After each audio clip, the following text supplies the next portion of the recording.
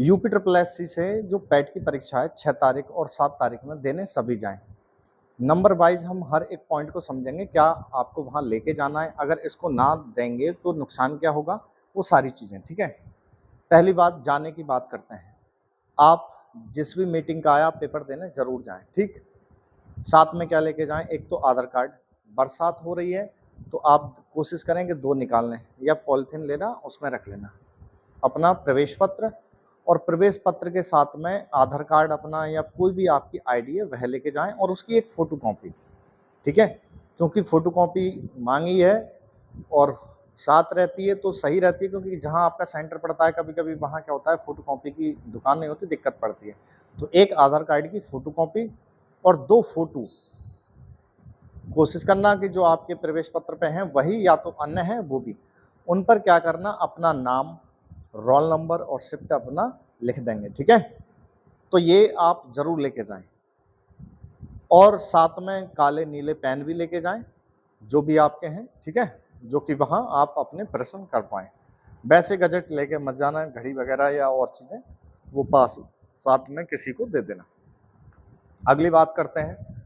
अगली ये है कि ना देने से क्या दिक्कत होगी। देखो, ये 23 में आया, 23 के बाद अब 25 में है। सबसे पहले 21 में हुआ, फिर 22 में, फिर अब ये 23 में, और 23 के बाद 25 में, 3 साल के लिए हैं। अब इनसे भर्ती कौन कौन सी मिलेंगी, तो आप देखो, उत्तर प्रदेश सेवा चयन आयोग, अधीनस्थ सेवा चयन आयोग यूपी ट्रिपल एससी, इससे जो भी भर्ती आएंगी वो इसके द्वारा ही मिल पाएंगी। आपने इसमें प्रेजेंट दिया है और प्रेजेंट देने के बाद अच्छे नंबर हैं, इसके बाद यूपी ट्रिपल एससी से जो भी भर्ती आएगी तो वो इसी के द्वारा ही आप फॉर्म भर पाएंगे। हर किसी में आने वाली यूपी ट्रिपल एससी से जो आएगी भर्ती, उसमें 2025 का पैट रजिस्ट्रेशन नंबर और उसका जो नंबर है वो मांगे जाएंगे। चाहे आपकी लेखपाल की आए, बीडीओ की आए, या ही यूपी ट्रिपल एससी से स्टेनो की आए या क्लर्क की आए, कोई भी भर्ती आए A to Z UP triple SC से, उसके लिए पैट अनिवार्य रहेगा।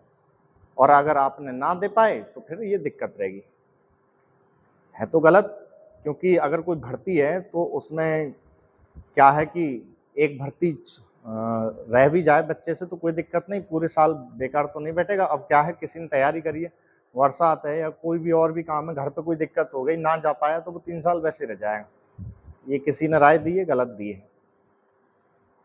होना क्या चाहिए था, वैसे तो देखो स्टेनो में 3 स्टेप होते हैं, टाइपिंग, शॉर्ट हैंड, रिटन। अब जो चौथा ये है, ऐसे क्लर्क वाली भर्ती पर जिसमें आपको लग रही थी उसमें 2 स्टेप करा लेते।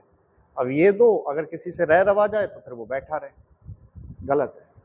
अब अगली चीज, क्या उत्तर प्रदेश पुलिस में जरूरत है, रेलवे में जरूरत है, एसएससी में जरूरत है, या फिर आपकी इलाहाबाद हाई कोर्ट में, तो उनमें किसी में नहीं जरूरत है।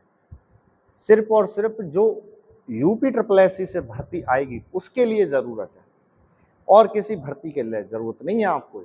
ठीक है, चाहे और राज्य से हैं आप तो वहां भी नहीं, ये तो खाली उत्तर प्रदेश से जो अधीनस्थ सेवा चयन आयोग है उसके लिए है। ठीक है, तो जरूर देने जाएं, नहीं तो अब्सेंट के कारण काफी भर्तियां आपकी रह जाएंगी जो भी यूपी ट्रिपल एससी से आएंगी, तो देने अवश्य जाएं। ठीक है, और साथ का मौसम है, सही समय से जावें, अपना साथ किसी ना किसी को लेके जाएं जिससे कि आपका सामान वगैरह या सारी चीज सही रहे। ठीक है, तो पहुंचे सभी, बेस्ट ऑफ लक सभी। अच्छे देखो, नंबर भी अच्छे लेके आना है। क्या मान लो किसी भर्ती का क्या करते हैं, बहुत ऊंचे नंबर पर रोकते हैं, तब आपका फॉर्म एक्सेप्ट होगा। जैसे मान लो कोई भर्ती आई यूपी ट्रिपल एससी से, तो कहा कि भाई जिसके 30 नंबर हैं उससे ऊपर वालों का ये फॉर्म एक्सेप्ट होगा, नीचे वालों का नहीं होगा। तो नंबर भी आपको सही लाने हैं। ठीक है, तो देने अवश्य पहुंचे सब।